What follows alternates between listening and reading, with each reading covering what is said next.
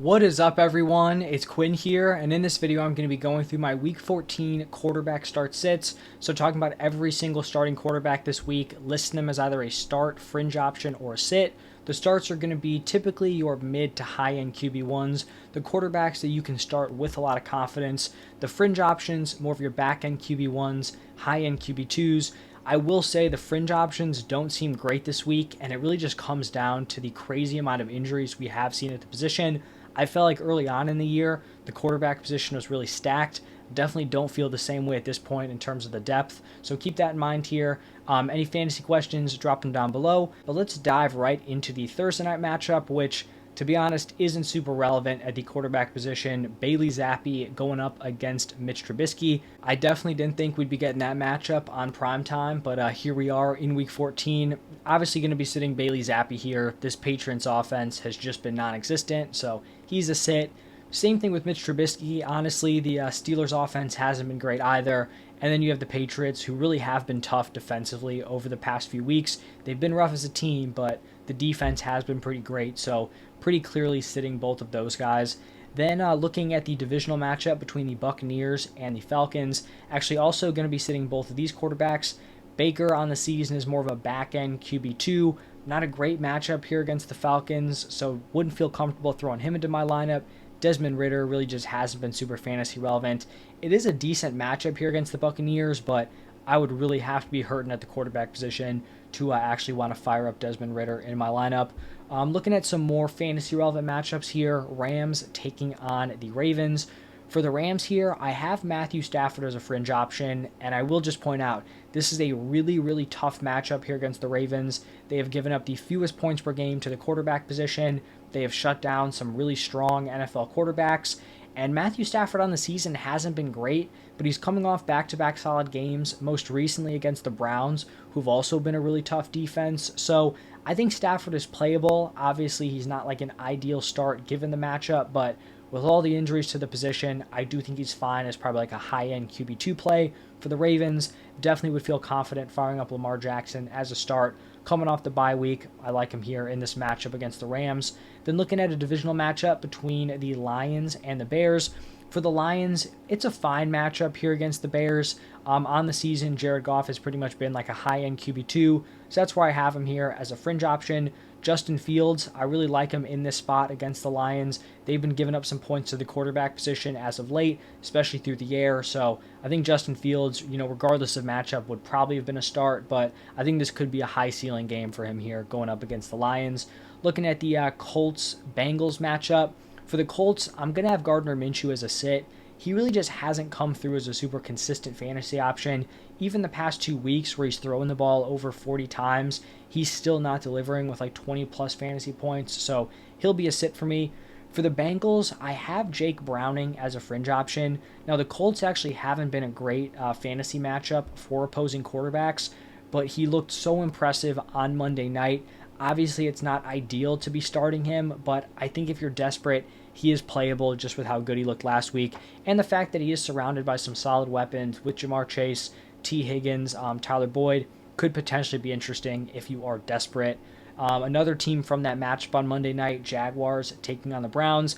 This is definitely a matchup where I'm avoiding the quarterback position. I don't believe Trevor Lawrence has officially been ruled out, but with a high ankle sprain, how limited he looked, leaving that game on Monday night, I struggle to see him playing here in Week 14. If he somehow does play, he'd be a fringe option, just given the tough matchup and the fact that he'd probably be super limited in terms of his mobility and rushing upside. So that's how I'd view him if he did play. I think the more likely scenario is that they're going to roll with CJ Beathard, who would definitely be a sit for me here. And then for the Browns, it might be Joe Flacco, it might be DTR. I'm going to be sitting either of those guys, regardless of what player is in there as the starting quarterback. Another not-so-great quarterback matchup, divisional game here between the Panthers and the Saints. For the Panthers, no surprise, Bryce Young is going to be a sit. And then for the Saints, man, Derek Carr has just taken a beating this season, coming off his second concussion. I'd be surprised if he plays this week, so I'd expect it to be Jameis Winston. Now, Jameis Winston does have the fantasy ceiling to go out, give you a big fantasy day, but this hasn't been a great matchup for opposing fantasy quarterbacks going up here against the Panthers. And I think there's also just a very low floor with Jameis Winston, so I'm going to be sitting these Saints quarterbacks, whether it's Winston or Derek Carr this week. Then looking at the Texans taking on the Jets. For the Texans here, I really did consider having CJ Stroud as a fringe option just due to the matchup here against the Jets. This has been a really tough defense for opposing quarterbacks. They've gone up against some top quarterbacks, guys like Josh Allen, Patrick Mahomes, Justin Herbert, Tua. All these guys have had down fantasy games against the Jets, so it is a concern. So he is kind of on the edge between fringe and a start, and the fact that Tank Dell is now out for the year, I think, is a hit to him. The reason why I ended up putting him in the start category is just looking at some of the other fringe options. I just don't really think he belongs in that tier with how well he's playing. So he is on the edge, but I would feel fine playing him if he is your top option. And then for the Jets, Zach Wilson, Simeon, Rippon, whoever it might be, going to be sitting all of those guys. Just don't want to be touching this Jets quarterback room. In the next matchup, we're going to have the Vikings taking on the Raiders, and it felt like at one point Josh Dobbs was like a super solid fantasy option. Now coming out of the bye week, we don't even know if he's going to be the starter. So at this point, I have Dobbs, Mullins, Hall all as sit plays. Now, I think some people may get excited if Joshua Dobbs is still the starter and want to fire him up for fantasy. The thing that I think is a little bit concerning is that at least the last time we heard Kevin O'Connell talk, he didn't seem super locked in on Dobbs long term. And so even if Dobbs is named the starter, if he struggles early on, they could make that switch to Mullins or Hall, whoever they have there as the backup. So I think his floor is pretty low. So I'd still prefer to sit him. Now, if you're super desperate, I get it. And if he's a starter, you could throw him in there. But I do think that's something to just kind of worry about, where even if he's named the starter, he could always get pulled and just leave you with nothing at the quarterback position. And then for the Raiders, going to be sitting Aiden O'Connell. Just hasn't done enough as a starter to warrant being a fantasy start. And this Vikings defense is actually pretty solid over the second half of the season. I'm looking at the Seahawks 49ers matchup. For the Seahawks here, I have Geno Smith as a fringe option. Now, we just saw him go up against this 49ers defense.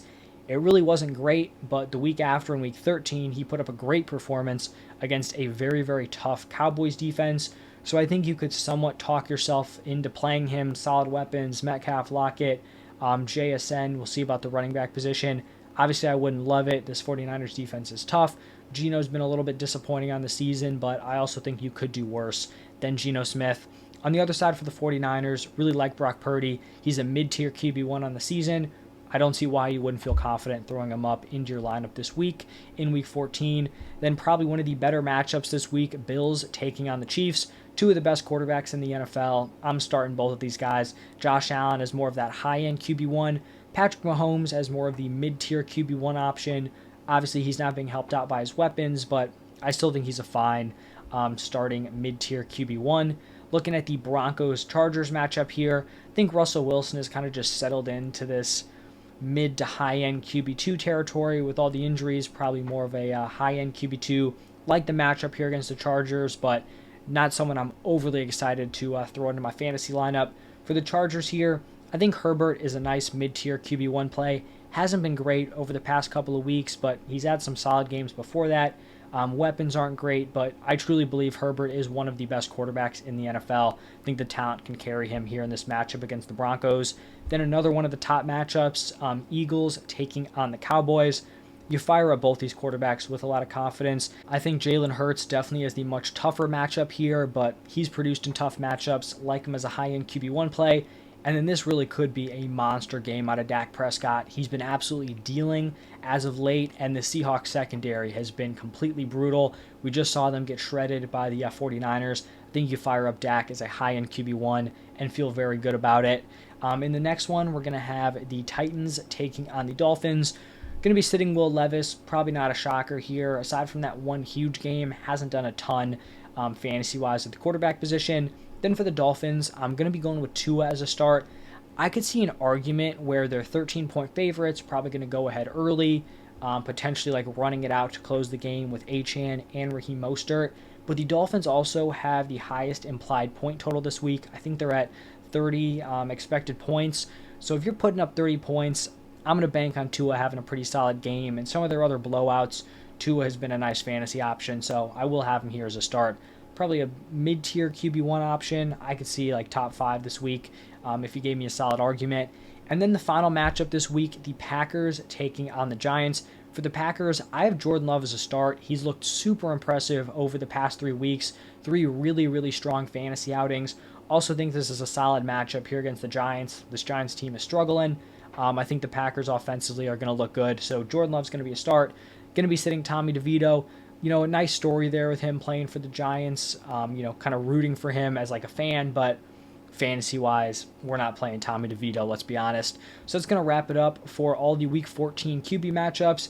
If you guys liked the video, hit that like button, subscribe to the channel. If you haven't seen the running back, wide receiver, or tight end start sits, go check those out. Tight ends coming out today. Running backs and wide receivers were yesterday. The running back and wide receiver rankings will be out tomorrow. Stay tuned for those. Thank you all for stopping by. I will see you in the next one.